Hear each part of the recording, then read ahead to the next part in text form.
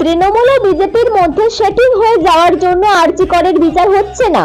এর প্রতিবাদে তৃণমূল বিজেপির সেটিং বন্ধ হোক, আরজি করের বিচার হোক, এই স্লোগানকে সামনে রেখে আরজি করের নৃশংস বর্বরচিত ঘটনার প্রতিবাদে ও দোষীদের দৃষ্টান্তমূলক শাস্তির দাবিতে এবং দ্রুত বিচারের দাবিতে সিপিআইএম এর ডাকে নন্দীগ্রাম বাজারে মিছিল।